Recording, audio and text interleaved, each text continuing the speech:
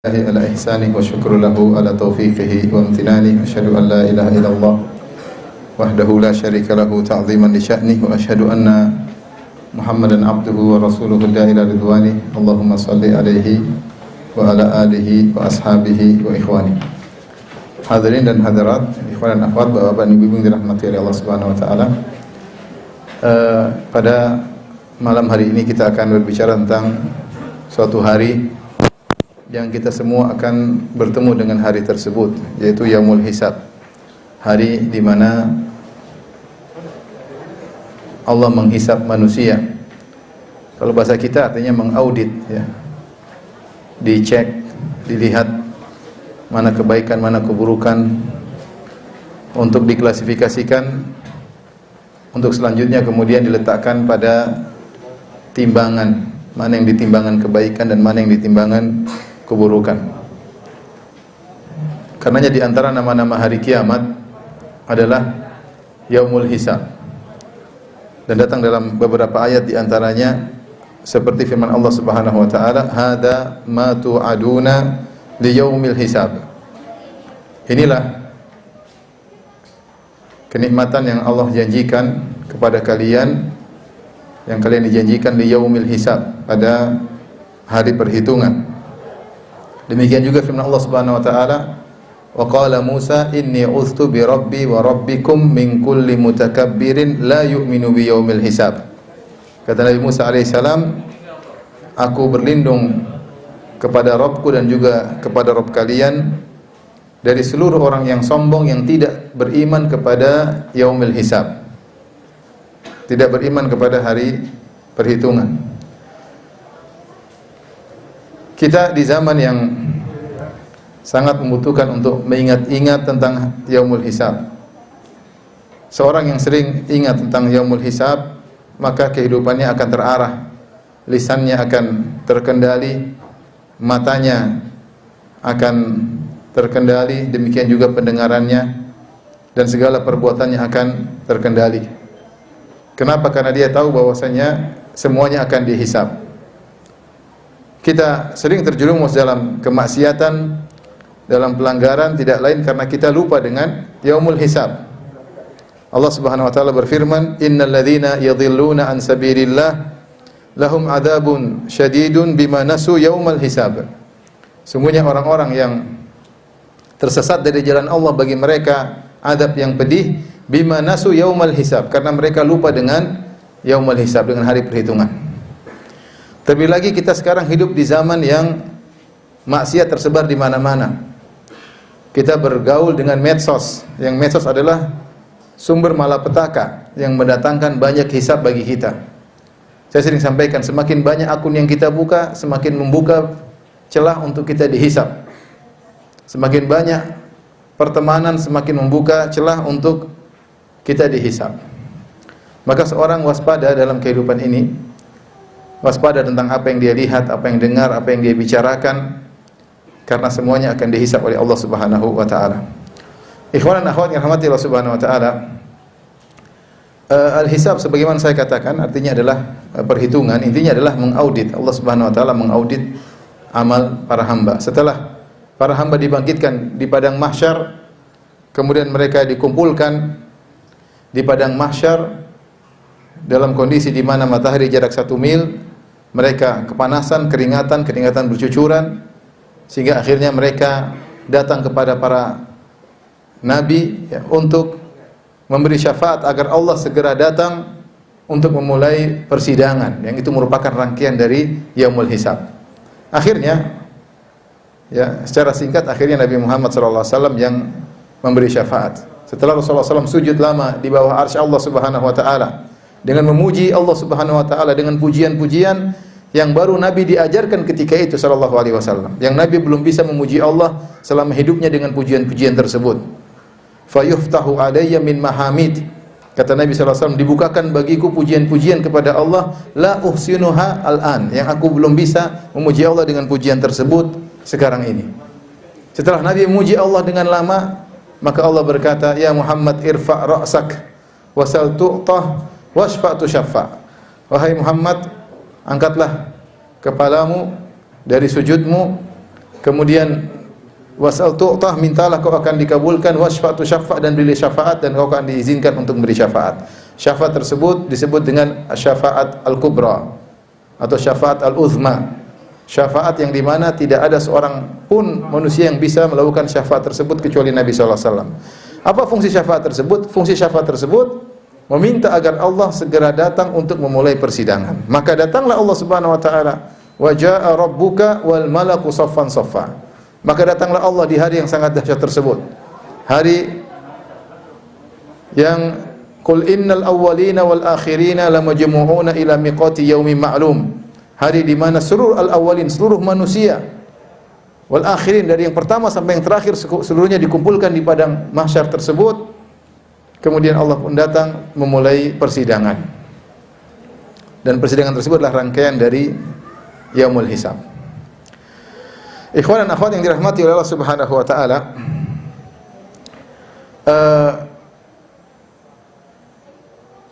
apa saja yang dihisab oleh Allah Subhanahu wa taala, ya.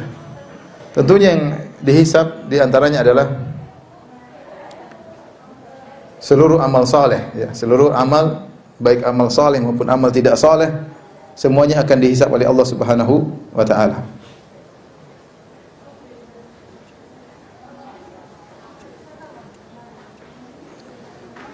Selain amal saleh, amal perbuatan baik yang saleh maupun tidak saleh, kemudian dihisab juga diantaranya secara spesifik adalah kenikmatan. Allah Subhanahu wa taala berfirman tentang amal perbuatan. Kata Allah Subhanahu wa taala, "Fa wa rabbika lanas'alannahum ajma'ina amma kanu ya'malun." Demi Rabbmu, sungguh kami akan bertanya kepada mereka seluruhnya. Lanas'alannahum ajma'in. Sungguh kami akan bertanya kepada mereka seluruhnya amma kanu ya'malun, atas apa yang telah mereka kerjakan. Semua akan ditanya oleh Allah Subhanahu wa taala, amal perbuatan yang kita lakukan. Di antaranya amal tersebut, misalnya Allah akan meminta atau bertanya kepada orang-orang yang terjerumus dalam kesyirikan. Kata Allah Subhanahu wa taala, "Wa yauma yunadihim fayaqulu aina syuraka'i alladziina kuntum taz'umun." Maka pada hari tersebut Allah memanggil mereka dan Allah bertanya, "Mana sekutu-sekutu yang kalian ambil menjadi sekutu-sekutuku, yang kalian persangkakan adalah sekutu-sekutuku?" Maka Allah bertanya tentang kesyirikan yang dilakukan. Allah juga bertanya, "Aina ma kuntum ta'budun?" Mana yang kalian sembah dahulu? Min dunillah, selain Allah Subhanahu wa taala. Hal yansurunakum aw yantasirun? Apakah mereka bisa menolong kalian saat ini? Ataukah mereka bisa nolong diri mereka sendiri? Jadi semuanya akan ditanya, bahkan kemaksiatan, kesyirikan akan ditanya oleh Allah Subhanahu wa taala. Dimintai pertanggungjawaban oleh Allah Subhanahu wa taala. Di antaranya yang datang, jadi yang ditanya seluruh amal perbuatan, tetapi ada nas-nas secara khusus yang menunjukkan amal-amal tersebut akan ditanya oleh Allah Subhanahu wa taala. Di antaranya kesyirikan, di antaranya al-ahdu. Kata Allah Subhanahu wa taala tentang perjanjian al-ahdu, "Innal ahda kana mas'ula." Kata Allah, wa aufu bil ahdi, tunaikanlah janji kalian, innal ahda kana mas'ula, sungguhnya perjanjian itu akan dimintai pertanggungjawaban. Hati-hati kalau kita membuat perjanjian sama orang, catat, karena setiap perjanjian akan ditanya dan telah datang nas secara khusus yang menunjukkan bahwasanya perjanjian akan ditanya. Jangan meremehkan antara hubungan kita dengan manusia. Justru hal yang membuat kita binasa atau banyak orang binasa pada hari kiamat adalah masalah muamalah dengan orang lain. Saya sering sampaikan bahwasanya kalau dosa kita terkait dengan Allah Subhanahu wa taala, asalnya Allah Subhanahu wa taala Maha Pengampun lagi Maha Penyayang. Tapi kalau dosa kita terkait dengan orang lain, asalnya orang tersebut akan nuntut kita pada hari kiamat. Jangan berharap dia memaafkan kita pada hari kiamat kelak. Jangankan orang lain, sementara seorang ibu akan menuntut anaknya, seorang anak akan menuntut ayahnya, kakak akan menuntut adiknya. Makanya di antara tafsir firman Allah Subhanahu wa taala, fa idza ja'atis sakhah yauma yafirrul mar'u min akhihi. Jika telah ditiupkan sangkakala, maka seorang akan lari dari saudaranya, wa ummihi wa abihi, dia akan lari dari ayahnya dan ibunya, dia tinggalkan, tidak mau dekat dengan mereka. Wa sahibatihi wa bani, dia akan kabur meninggalkan istrinya dan anak-anaknya. Ini adalah orang-orang yang paling dekat dengan dia, yang paling diharapkan kedekatannya, justru pada hari kiamat dia kabur dari mereka ini, kabur dari ayahnya, dari ibunya, dari anaknya, dari istrinya, dari saudaranya. Sebagian ahli tafsir mengatakan kenapa? Karena dia takut dituntut. Dia takut dituntut. Maka di antara yang akan Allah tanya adalah muamalah kita dengan manusia. Wa aufu bil ahdi, kata Allah, tunaikan janji. Al muslimuna ala syurutihim. Kalau kalian sudah bikin perjanjian dan kalian setelah sepakati muamalah, maka turuti atau ikuti. Kenapa? Innal ahda kana mas'ula, karena perjanjian akan dimintai pertanggungjawaban oleh Allah Subhanahu wa taala. Hati-hati tentang muamalah dengan orang lain. Hati-hati. Hati-hati. Sama ketika dia juga berjanji dengan Allah Subhanahu wa taala, maka janji tersebut Allah akan tanyakan juga. Seperti firman Allah Subhanahu wa taala, "Walau qad kanu ahadullaha min qabl la yuwalluna al-adbar wa kana ahdullahi mas'ula." Sungguh mereka sebelumnya telah berjanji ketika dalam peperangan mereka tidak akan kabur, dan ketahuilah bahwasanya janji mereka akan dimintai pertanggungjawaban oleh Allah Subhanahu wa taala. Maka kalau ada kita punya janji sama Allah, mungkin antara kita dengan Allah tidak ada yang tahu, kita catat. Ingat bahwasanya janji tersebut akan ditanya oleh Allah Subhanahu wa taala. Janji kita dengan orang lain juga kita catat. Jangan menggampangkan. Karena hisab nanti detail. Ya, tidak global, detail. Ya. Makanya kata Allah Subhanahu wa taala, "Faman ya'mal mithqala dzarratin khairan yarah wa man ya'mal mithqala dzarratin syarran yarah." Siapa yang melakukan kebaikan sebesar zarrah, dia akan lihat hasilnya. Siapa yang melakukan keburukan sebesar zarrah, dia akan melihat hasil. Detail berarti. Dihisab detail, ditimbang juga detail. Wa nadha'ul mawazinal qista li yaumil qiyamah fala tuzlamu nafsun syai'a wa in kanat mithla habbatin min khardalin ataina biha wa kafa bina hasibin. Kami letakkan timbangan pada hari kiamat kelak, maka tidak ada satu jiwa pun yang akan dizalimi, meskipun yang dilakukan oleh seseorang amal perbuatan baik atau buruk, meskipun hanya sebesar biji sawi, akan didatangkan oleh Allah Subhanahu wa taala. Oleh karenanya seorang waspada ketika dia sudah membuat perjanjian, dia catat sekecil apapun, jangan diremehkan, jangan ini gampang, jangan gampang-gampangi ya. Karena semua akan dimintai pertanggungjawaban oleh Allah Subhanahu wa taala ya. Kemudian di antara amal, saya ulangi lagi, seluruh amal akan dihisab, tapi ada nas-nas khusus yang menunjukkan model-model amal yang akan ditanya. Di antaranya adalah amal penglihatan, pendengaran ya, dan juga amalan hati. Ini akan dihisab secara khusus. Akan ditanya oleh Allah Subhanahu wa taala. Kata Allah Subhanahu wa taala, "Wala taqfu ma laisa laka bihi ilm." Jangan engkau mengikuti apa yang kau tidak punya ilmu tentangnya. Jangan ikut-ikutan. Kalau enggak ngerti udah diam. Enggak usah ikut-ikutan. Kenapa? Inna sam'a wal basara wal fuad kullu ulaika kana anhu mas'ula. Karena sungguhnya pendengaran, penglihatan dan hati semuanya akan dimintai pertanggungjawaban oleh Allah Subhanahu wa taala. Ini adalah hal yang sangat mengerikan ya. Pendengaran, kita mendengar banyak. Kalau kita tidak waspada, kita liar dalam mendengar ini, mendengar gibah, mendengar namimah, kita liar. Karena maksiat itu ada nikmatnya. Dengar gibah nikmat, dengar cerita orang bertengkar atau namimah nikmat ya. Kita tahu itu namimah tapi kita senang ikut ini. Kita itu gibah tapi kita senang ikut mendengar. Ya. Karena ada kelezatan dalam kemaksiatan. Kalau kita tidak sadar bahwasanya pendengaran kita akan diminta pertanggungjawaban oleh Allah, maka kita akan liar mendengar. Penglihatan, ini musibah besar zaman sekarang, penglihatan.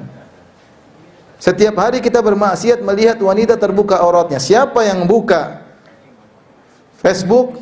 Siapa yang buka YouTube? Apalagi gratisan. Ya. Saya YouTube premium ya. Alhamdulillah. Menyelamatkan sedikit. Yang gratisan pasti mau tidak mau melihat aurat wanita terbuka, pasti. Ya. Pengalaman ketika saya masih YouTube gratisan ya. Kemudian kadang kita putar ceramah syekh, tiba-tiba ada iklan gratis numpang lewat ya. Penghibur memang. Menghibur maksiat ya. Waliyadzubillah ya. Jadi begitu.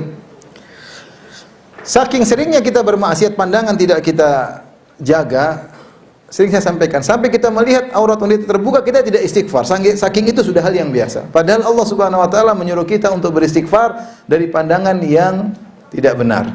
Allah mengatakan, "Qul lil mu'minina yaghuddu min absarihim." Katakanlah kepada orang beriman untuk tundukkan pandangan mereka. Bukan cuma laki-laki, wanita juga. "Wa qul lil mu'minati yaghuddna min absarihin." Katakanlah kepada para wanita untuk menundukkan pandangan mereka. Lelaki hukum asalnya melihat wanita hukumnya haram, tidak boleh. Hasrat enggak hasrat tidak boleh. Pendapat yang kuat seperti itu kecuali ada keperluan. Wanita hukum asalnya melihat lelaki boleh kecuali dia berhasrat. Dia lihat terpesona, lihat ini tampan, sudah harus tundukkan. Siapapun yang dia lihat. Siapapun yang lihat, kalau dia tertarik maka wajib dia menundukkan pandangan. Kalau tidak, pandangan lihat ini akan ditanya, dimintai pertanggungjawaban oleh Allah Subhanahu wa taala. Makanya di akhir ayat Allah mengatakan, "Wa tubu ilallahi jami'an ayyuhal mu'minun." Bertobatlah kalian seluruhnya wahai orang beriman. Di antaranya bertobat dari pandangan yang liar. Syekh Utsaimin mengatakan ini dalil bahwasanya memandang yang haram adalah dosa, makanya Allah suruh bertobat. Namun ikhwan dan akhwat yang dirahmati Allah Subhanahu wa taala, begitu seringnya tiap hari kita melihat hal-hal yang haram, kita saja melihat yang haram kita tidak istighfar. Seakan-akan bukan dosa, seakan-akan suatu hal yang biasa. Ini contoh bahwasanya pandangan, ya, pandangan itu akan diminta pertanggungjawaban. Allah sebut secara khusus, "Inna sam'a wal basar." Pandangan akan dimintai pertanggungjawaban secara khusus. Maka seorang hati-hati dalam memandang. Jangan liar pandangannya. Ya'lamu kha'inatal a'yun. Allah mengetahui pengkhianatan lirikan pandangan mata. Di antara tafsir firman Allah Subhanahu wa taala, "Yastakhfuna minan nas wala yastakhfuna minan nas wala yastakhfuna minallah." Mereka di antaranya ditafsirkan yastahyuna minan nas wala yastahyuna minallah. Mereka tidak malu kepada Allah tapi malu kepada manusia. Di antaranya seorang duduk, tafsiran sebagian sahabat, seorang duduk kemudian bertemu dengan temannya, tahu-tahu ada seorang wanita dari keluarga teman tersebut lewat, kemudian dia lirik tanpa diketahui oleh temannya tersebut. Ini di antara khainatul a'yun, di antara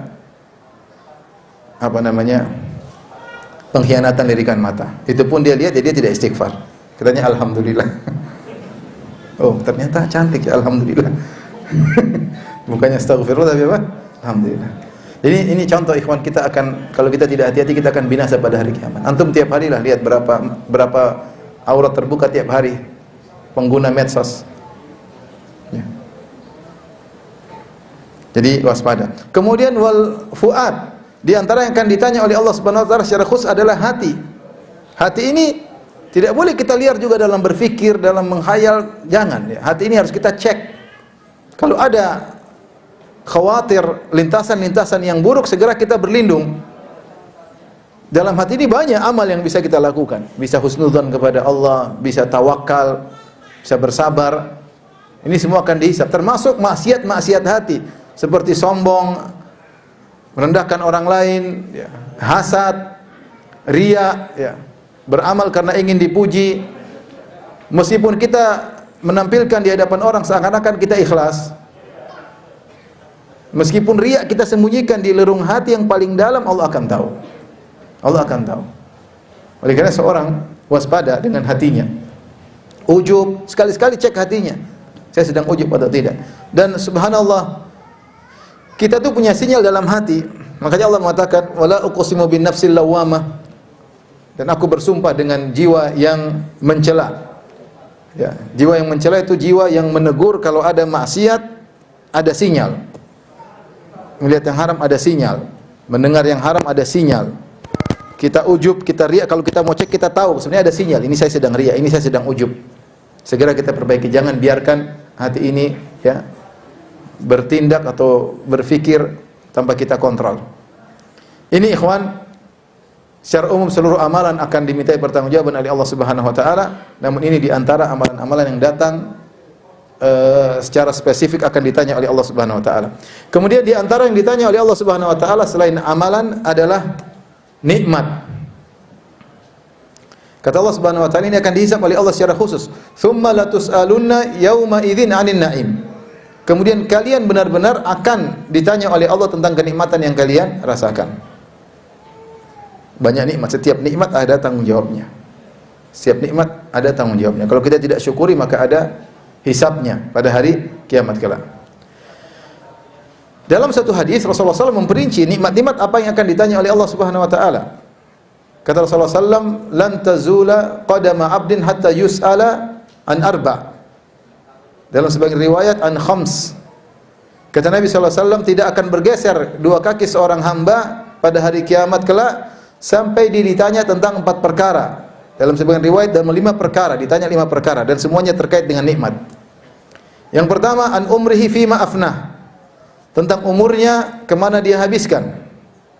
Kita akan ditanya umur kita. Kemudian secara lebih spesifik, umur yang spesifik, masa muda. Wa an syababihi fima ablah. Masa mudanya kemana dia habiskan. Kemudian tentang hartanya, wa malihi min aina iktasabahu wa fima anfaqah. Tentang hartanya, dari mana didapatkan, kemana dia habiskan. An ilmihi wa madza amila fima alim. Allah akan bertanya tentang ilmunya, sudah apa dari ilmunya yang sudah dia amalkan. Ini diantara nikmat yang akan Allah tanya secara khusus. Tadi diantaranya umur, diantaranya masa muda, diantaranya hartanya, ya, hartanya dari mana didapatkan, kemana dia habiskan. Kemudian yang keempat adalah tentang ilmunya, amal apa yang sudah dia amalkan dari ilmunya. Ini pertanyaan yang kita semua akan ditanya. Di antaranya umur kita. Sekarang coba lihat diri kita.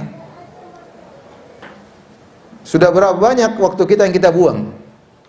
Dan setiap waktu tersebut akan ditanya oleh Allah karena waktu adalah nikmat. Rasulullah yang mengatakan, nikmatani maghbunun fihi ma katsirun minan nas.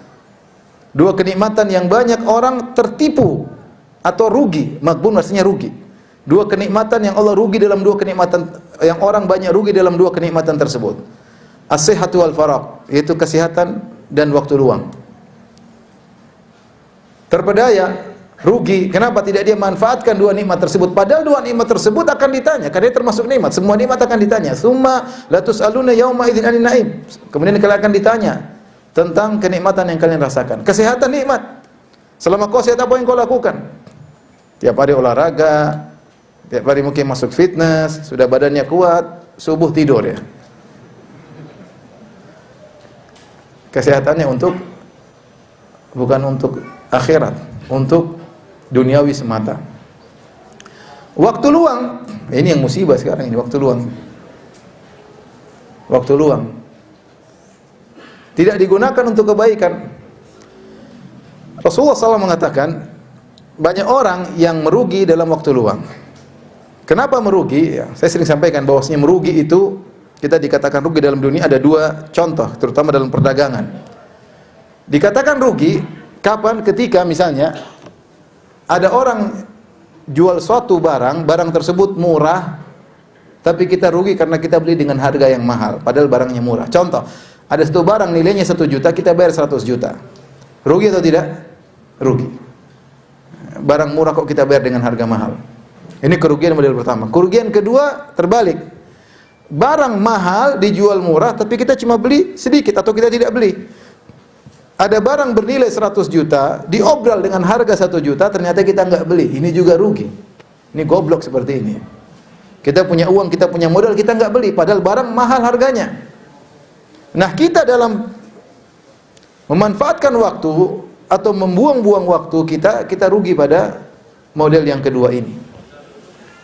Ibnu Hajar al-Asqalani rahimahullah dalam Fathul Bari menyebutkan tentang waktu, tentang umur. Dia mengatakan ini adalah ra'sul mal. Ini adalah modal seorang hamba untuk meraih kebaikan yang banyak pada hari kiamat kelak. Saya contohkan seperti salat 2 rakaat sebelum subuh. Kita kerjakan 2 rakaat sebelum subuh berapa menit sih? Mungkin kalau kita 3 menit, 4 menit. Kalau ibu-ibu mungkin 1,5 menit ya. Allah alam, 1 menit, 1,5 menit ya. Tapi intinya waktu singkat, 2 menit, 1,5 menit. Dan memang asalnya sholat 2 rakaat sebelum subuh disunahkan dikerjakan dengan ringan, bukan lama-lamaan ya. Orang yang sholat subuh, qobliyah subuh lama-lama itu menyelisih sunnah. Sunnahnya dikerjakan dengan cepat, artinya 2 menit lah. Tetapi apa hasil dari 2 menit ini? Kata Nabi SAW, rakaatul fajri khairum minad dunya wa ma fiha. 2 rakaat sebelum subuh lebih baik pada dunia dan seisinya. 2 menit menghasilkan kenikmatan yang akan dirasakan oleh seorang hamba pada hari kiamat kelak lebih baik daripada dunia dan seisinya, lebih baik daripada seluruh isi dunia ini. Makanya kita ini benar-benar merugi. Yang Nabi mengatakan maghbunun, seorang merugi. Kenapa? Waktu luang dia buang-buang, dia tidak gunakan untuk investasi yang baik. Maka ini nikmat akan ditanya oleh Allah, kemana kau habiskan umurmu? Umur adalah kumpulan dari waktu, sebagaimana perkataan Hasan al-Basri, ya bani Adam innama anta ayyam, wahai anak Adam sungguhnya engkau adalah kumpulan hari-hari. Umur itu apa sih? Umur itu kumpulan tahun, tahun kumpulan bulan, bulan kumpulan hari-hari, hari-hari kumpulan jam, jam kumpulan menit, menit kumpulan detik. Setiap detik yang kita lewati adalah bagian dari umur kita.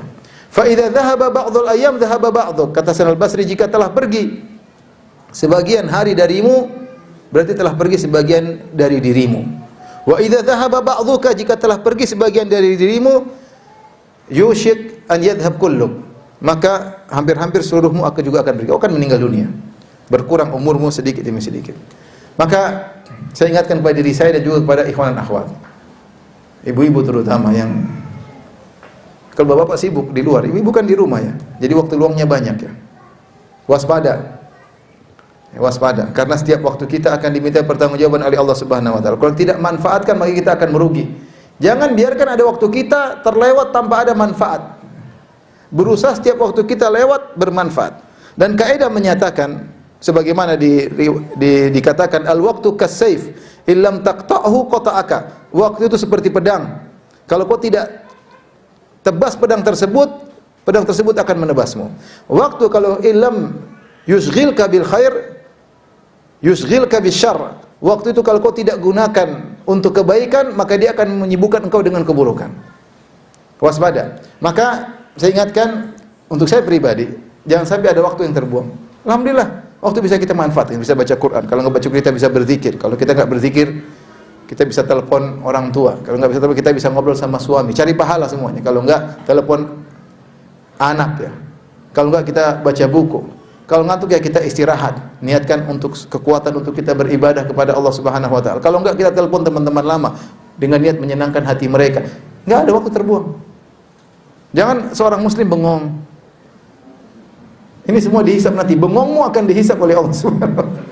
Bengongmu akan dihisap oleh Allah Subhanahu wa taala. Jangan bengong. Itu modal dasarmu, cari pahala sebanyak-banyaknya. Ya. Jadi mulai sekarang kita harus memanage waktu kita. Kalau Anda tidak memanage waktu Anda akan merugi. Karena nikmat waktu, nikmat umur akan ditanyakan. Lebih-lebih lagi secara spesifik umur yang sangat potensi adalah umur masa muda. Makanya datang penyebutan masa muda secara khusus, padahal dia bagian daripada umur. An umrihi fima afnah, dia akan ditanya tentang umurnya, kemana dia habiskan. Wa an syababihi fima ablah, dan masa mudanya kemudian dihabiskan. Kita semua masih muda alhamdulillah. Masih umur di bawah 50 masih muda ya. Kalau sudah ada 50 ya itu setengah muda ya. Sudah tua berarti ya. Sudah di atas 60 sudah siap. Siap bertemu dengan Allah Subhanahu wa taala. Oleh karenanya ini waktu yang lebih spesifik lagi masa muda. Ibu-ibu masih banyak yang muda. Ingat di masa-masa seger, masa-masa kuat, kita bisa sholat sunnah, kita bisa puasa sunnah, kita masih bisa beraktivitas, kita bisa datang berbakti sama orang tua, seorang istri bisa melayani suaminya, masih kuat. Ini waktu spesial, waktu potensi bagi para pemuda, kita masih muda. Ini akan ditanya lagi secara spesifik. Kemana dihabiskan? Maka waspada ya. Kemudian ditanya tentang harta, dari mana kau dapatkan, kemana kau habiskan. Ini pertanyaan juga sangat berat. Dari mana kau dapatkan? Insya Allah kita cari harta, insya Allah harta yang halal. Insya Allah teman-teman sudah ngaji, ngerti mana yang haram, mana yang halal. Yang haram tinggalkan ya. Jadi pertanyaan, kemana kau habiskan? Wa fima anfaqah, kemana dia habiskan harta tersebut? Mulai sekarang, setiap kita mau belanja, kita tanya, ini belanja penting enggak? Kalau saya ditanya, siap jawab atau tidak? Bapak mulai latih istri. Kalau istri minta ini, minta beli anu, bilang, kamu siap enggak dihisap oleh Allah? Kalau hisap, berarti siap beli, cuma uang saya belum siap. Tapi pokoknya setiap pokoknya tanya, Abi pingin beli sepatu baru, Abi ingin beli, siap dihisap enggak? Siap, siap. Repot kalau gitu. Kamu siap, saya enggak siap. Jadi di antara makna zuhud, ya, tarku ma la yanfa'u fil akhirah. Meninggalkan sesuatu yang tidak bermanfaat di akhirat, namanya zuhud. Pokoknya kalau itu bermanfaat untuk akhiratmu, beli meskipun semahal apapun, enggak ada masalah. Ada sebagian teman beli mobil Alphard. Dia sudah mobil Alphard, dia beli lagi baru. Ini buat apa? Ustaz, kalau Syekh datang saya pakai mobil ini. Ya udah, mudah-mudahan bisa dijawab hisab nanti pada hari kiamat. Ya. Kalau cuma itu alasan doang, itu lain cerita lagi. Syekhnya datang cuma sekali-sekali. Tapi intinya pokoknya kalau ada dalilnya untuk akhiratmu, lakukan, enggak ada masalah. Enggak ada masalah. Ada sebagian teman bikin rumah. Bikin rumah terus apa? Bikin kolam renang. Buat apa bikin kolam renang? Yang perlu kolam renang. Iya, buat apa? Buat ponakan saya banyak, puluhan. Kalau mereka ke sini mereka berenang. Oke, sip. Yang penting bisa jawab di akhirat. Bukan tuh gaya-gayaan loh ya. Sekalian Ustaz ya, sekalian repot. Intinya ikhwan, akhwat, kita kalaupun punya uang jangan terlalu boros, jangan beli macam-macam. Kalau enggak ada manfaat sudah enggak usah lah. Jangan terlalu beli barang yang terlalu mahal-mahal. Beli barang-barang mahal, hisapnya panjang. Perlu atau enggak? Kalau perlu beli enggak apa-apa. Antum beli mobil mahal, besar, mewah, miliaran, enggak apa. Kalau yang perlu enggak ada masalah. Saya sering safar, tiap pekan safar. Kalau mobil biasa enggak cocok, ya sudah silakan. Yang penting kamu bisa jawab kalau Allah tanya pada hari kiamat kelak. Maka jangan terpedaya dengan gaya hidup yang hedonis. Gaya hidup keren-keren itu enggak perlu. Ya. Secukupnya. Kalau ini baik beli, kalau enggak usah, akan ditanya oleh Allah. Hati-hati ibu-ibu nih, ibu ya. Yang langganan Instagram tas-tas baru, ya, kemudian sepatu baru, kadang-kadang duduk setengah jam ngeliat apa? Tas-tas baru, cantik ya, cantik karena di Instagram yang pakai artis. Kalau ibu yang pakai belum tentu cantik.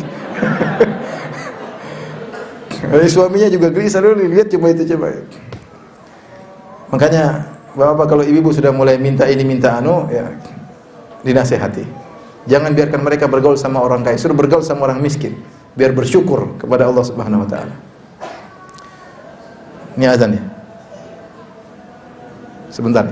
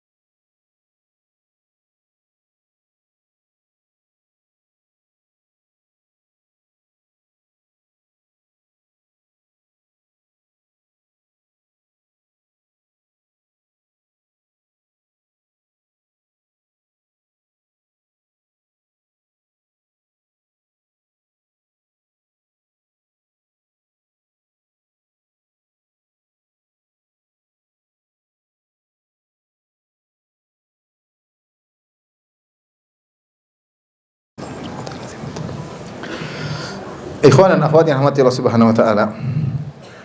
Maka ini perkara kelihatannya sepele tapi tidak sepele, karena semua nikmat yang kita rasakan akan diminta pertanggungjawaban oleh Allah Subhanahu wa taala. Bahkan yang kita makan akan diminta pertanggungjawaban oleh Allah Subhanahu wa taala. Ada asar yang menarik yang itu cukup menakutkan saya ya. Ini fikihnya Umar bin Khattab radhiyallahu taala anhu. Suatu hari kalau tidak salah sahabat Jabir bin Abdullah radhiyallahu taala anhuma datang membawa daging ya. Kalau saya tidak salah ingat asarnya seperti itu. Maka Umar bertanya, ini apa? Ini daging buat siapa? Buat istriku. Kemudian Umar menegur, afa kullama ishtahaita ishtarait? Apakah setiap kau ingin sesuatu lantas kau langsung beli? Setiap ingin sesuatu harus beli, harus beli, harus beli. Maka Umar mengingatkan tentang bagaimana orang-orang kafir yang Allah azab mereka, yang Allah mengatakan, adhabatum tayyibatikum fil hayatid dunya wastamta'tum biha. Hari kiamat kala orang-orang kafir tidak mendapatkan kenikmatan sama sekali. Kenapa? Karena kenikmatan sudah mereka dapatkan di dunia, sehingga mereka tidak dapat di akhirat. Sehingga fikih Umar memahami radhiyallahu taala anhu bahwasanya seorang berlezat-lezat dengan kenikmatan dunia mengurangi kelezatannya di akhirat. Ini fikih beliau ya. Mungkin ada yang tidak setuju. Saya bilang terserah, tapi waspada. Artinya hati-hati ya. Kita bukannya tidak boleh bersenang-senang menikmati kenikmatan dari Allah. Jangan berlebih-lebihan, itu maksudnya. Jangan berlebih-lebihan. Kalau kita rasa enggak perlu, enggak usah. Karena sikap berlebih-lebihan tadi mengantarkan kita menjadi hati kita enggak bisa kita kontrol ya. Kalau seorang memakai barang bagus, mahal, dia enggak bisa kontrol, dia pasti ingin pamer, dia ingin tunjukin. Jangan bilang saya pakai barang mewah tapi saya zuhud, omong kosong. Susah. Makanya Nabi SAW dulu mengatakan bahwasanya al-khuyala li ahlil ibil wal khail. Kesombongan itu ada pada pemilik kuda dan pemilik onta. Orang punya kuda hebat, ada kesombongan dalam dirinya. Nabi bilang akan ada kesombongan. Orang punya unta yang bagus, akan ada kesombongan. Tapi as-sakinah, ketenangan, al-waqar, ya, kemudian tawadhu pada ahlil ghanam, ya, ada pada pemilik kambing. Kalau dia milik kambing, apa yang mau dia sombongkan? Dia bilang kambing saya jago lari, enggak ada lomba balap kambing ya. Tapi kalau onta ada lomba balap onta, kalau kuda ada lomba balap onta. Orang kalau punya kuda bangga atau tidak? Bangga. Susah, hati ini kita nggak bisa kontrol. Kita saja yang sudah ustadz ini yang sudah tiap hari ngaji tentang ikhlas, belum tentu kita bisa kontrol, kita bisa ikhlas, belum tentu. Padahal kita sudah, ya kalau dibilang kajiannya selalu itu, tapi kenyataannya hati tidak bisa kita kontrol. Kita saja tiap hari ngaji tentang sabar gitu, mengontrol hati suruh sabar nggak bisa. Baru disentil orang sedikit sudah bikin jumpa pers untuk membantah itu orang. Menunjukkan kita terus Anda bilang kalau saya punya barang mewah, saya bisa menjaga hati, ya, mudah-mudahan demikian bisa. Tapi siapa yang bisa menjamin?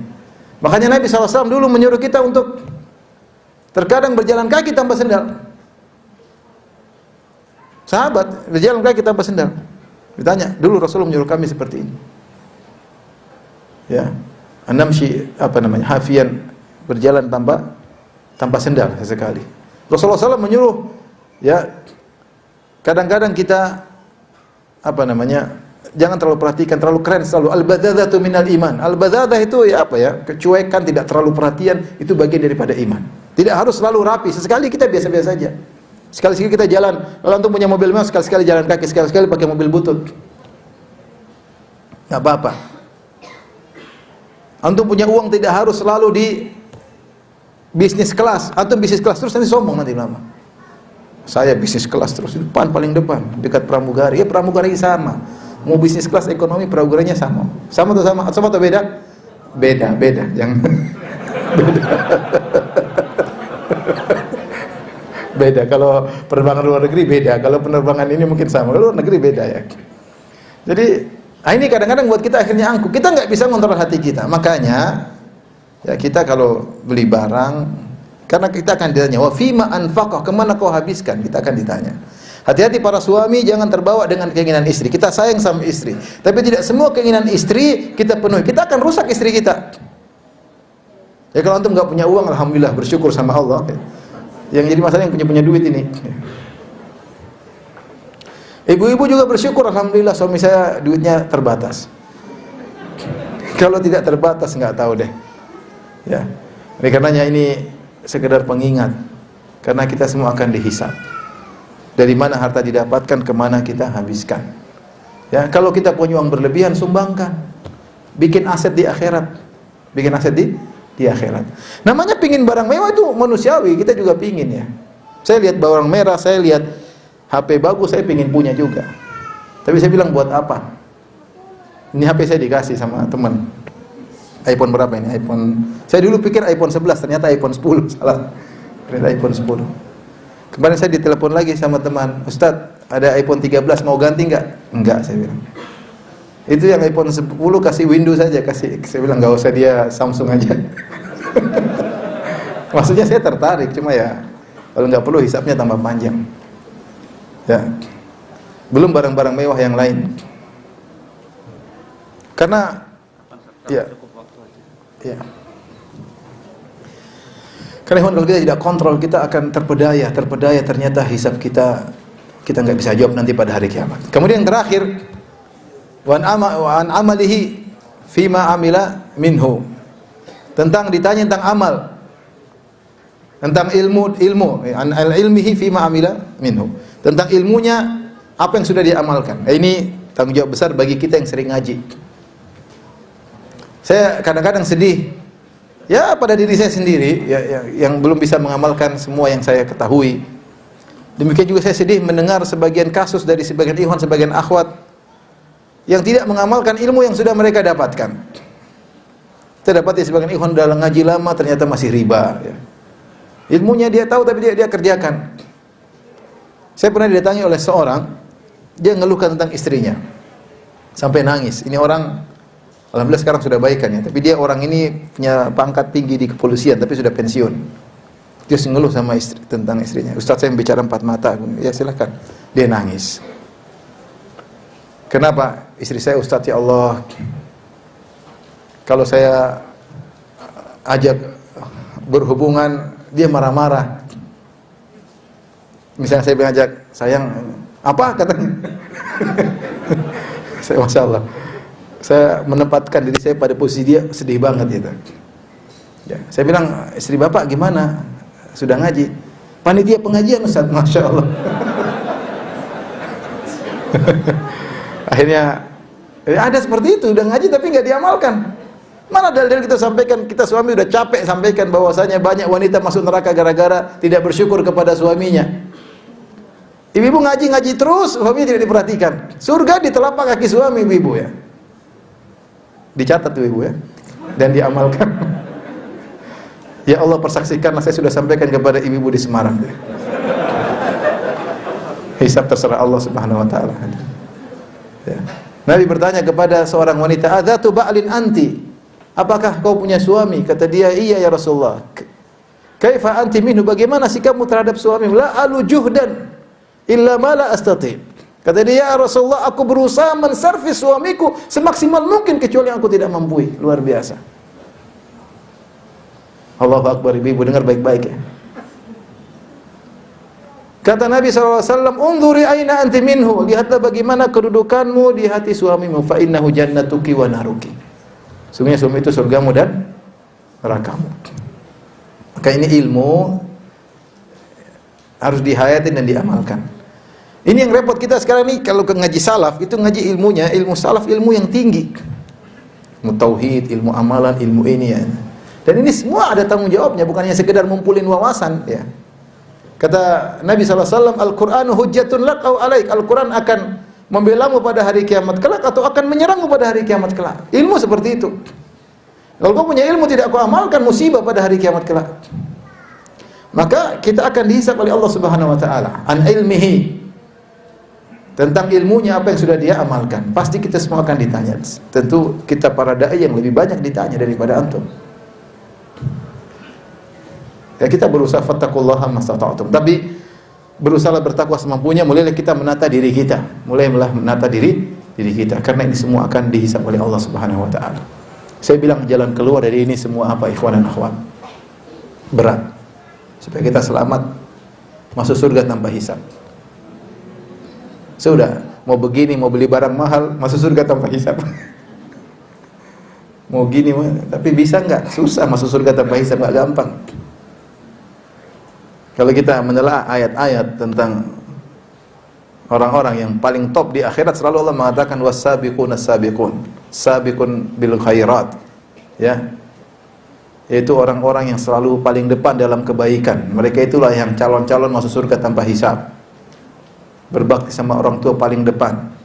Kalau di masjid paling saf pertama. Kalau sedekah paling pertama, ya. Selalu paling depan dalam kebaikan-kebaikan. Kalau masuk surga tanpa hisab. Maka saya ingatkan kepada ikhwan-ikhwan yang diberi harta yang banyak. Jadilah orang yang masuk surga tanpa hisab. Kalau tidak, Anda repot pada hari kiamat kelak. Kata Nabi SAW, inna fuqara'i ummati yawmal qiyamati yadkhulunal jannah qabla al-aghniya bi 500 am. Sungguhnya orang-orang miskin dari umatku akan masuk surga sebelum orang-orang kaya 500 tahun sebelumnya mereka masuk surga. Orang kaya nongkrong nunggui sampai 500 tahun. 500 tahun itu bukan waktu yang sebentar, lama. Tapi orang kaya bisa masuk surga dengan cepat kalau dia masuk surga tanpa hisab. Tapi ini adalah secara global, ya, tentang masuk surga, tentang hisab, ya. Dan kita harus mempersiapkan diri kita untuk bertemu dengan hari tersebut. Bagaimana solusinya agar kita ringan, ya, pada hari tersebut? Sebagaimana nasihat Umar bin Khattab radhiyallahu taala anhu, hasibu anfusakum qabla an tuhasabu. Hisablah diri kalian sebelum kalian dihisab. Mulai sekarang kita detail, ya. Beli barang kita ingat ini untuk apa. Kita bicara, perlu enggak saya bicarakan? Ma yalfidhu min qaulin illa ladaihi raqibun atid. Tidak suatu lafal yang keluar kecuali ada malaikat yang mencatat, ya. Jadi kita melatih diri kita untuk menghisab diri kita, karena kita akan dihisab oleh Allah. Barang siapa yang sering menghisab dirinya di dunia, dia akan ringan hisabnya di akhirat. Jadi prakteknya bagaimana? Prakteknya, kalau kita misalnya mau bicara, kita mikir, saya ngomong ini bagus nggak? Kalau nggak bagus nggak usah ngomong. Kita mau nulis di grup, saya mau kirim ini, bagus nggak ya? Kalau nggak bagus nggak usah. Karena kadang kita cuek, kita ngirim lelucon, ternyata dalam lelucon tersebut ada klipnya, ada ceweknya yang terbuka auratnya. Ternyata kita menyebar maksiat. Ternyata di-share sampai 1000 kali, ya, kita maksiat 1000 kali tanpa kita sadari, karena kita menggampangkan. Perlu nggak saya bicarakan aib ini? Kalau nggak perlu, nggak usah. Kita hisab diri kita, karena kita akan ditanya setiap apa yang kita ucapkan. Setiap apa yang mau kita beli, kita hisab. Ini perlu atau tidak? Kalau perlu, saya bisa jawab pertanyaan pada hari kiamat, beli, nggak ada masalah. Ya. Mau ada pertemuan, mau ada perkumpulan, ada yang mau kita lihat, ada yang mau kita tonton, ada yang mau kita dengar, hisab diri kita sebelum kita dihisab oleh Allah Subhanahu wa ta'ala. Ini di antara cara agar kita selamat pada hari tersebut. Taib, ikhwan dan akhwat yang rahmati Allah Subhanahu wa ta'ala, sebenarnya masih banyak perincian tentang macam-macam hisab, orang kafir hisab atau tidak, tapi itu kita bahas dalam bahasan akidah dan saya tidak ingin bahas pada kesempatan kali ini. Kita cukupkan materi yang telah saya sampaikan. Selanjutnya kita akan buka tanya jawab. Ini sampai jam berapa panitia?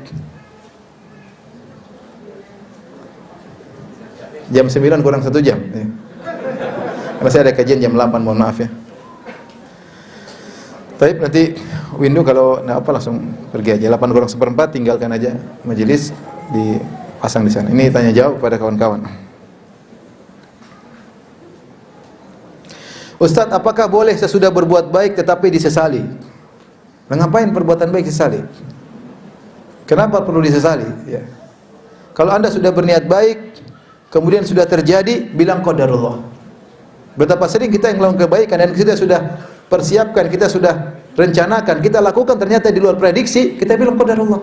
Allah sudah tahu niat saya baik. Dan itu banyak terjadi memang. Niat ingin bangun ini ternyata kecele. Niat ingin bantu ini ternyata kecele, ya. Saya contoh, ada seorang datang kepada saya. Saya lagi mau keluar di masjid. Ustaz, saya mau tanya. Saya bilang, saya lagi mau pengajian. Penting, Ustaz. Sudah, tanya cepat, ya. Iya. Ustaz, saya qadarullah 2 tahun lalu saya nikah sama seseorang wanita. Terus sebenarnya dari wajah saya nggak suka, Ustaz, dari fisik, tapi saya lihat dia orang wanita solehah.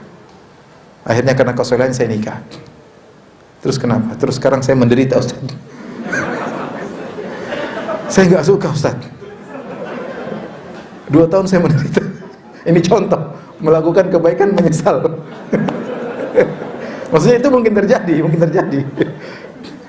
Ya, kalau kamu sudah istikharah, sudah niat baik, sudah, ini qadarullah, mau diapain? Tinggal lakukan ya apa yang harus kau lakukan setelah itu. Bolehkah saya menceraikan dia? Saya bilang, ya Allah. Kamu punya anak? Nggak punya, ya Allah, saya bilang. Ya, akhirnya saya kasih jawaban, tapi antum tidak perlu tahu jawabannya ya. Tapi ini contoh, maksud saya, contoh. Contoh lain, melakukan kebaikan menyesal. Saya pernah ngisi pengajian, ada yang tanya, Ustaz, saya kemarin sumbang sekian-sekian, ternyata kebanyakan, saya menyesal, Ustaz. Boleh nggak saya ambil lagi? Ini contoh, berbuat baik tapi apa? Menyesal. Jangan menyesal kebaikan. Kebaikan terus tidak ada yang perlu disesalkan. Yang ada kita, kalau ada terjadi, qadarallah masya fa'al. Masya Allahu fa'al. Jangan bilang lau seandainya fa inna lau taftahu amal syaitan. Semuanya katanya hanya membuka pintu syaitan, tidak akan bisa mengembalikan perkara yang sudah terlanjur. Mau diapain? Jalani, ikut prosedur yang baru bagaimana menghadapi musibah seperti ini.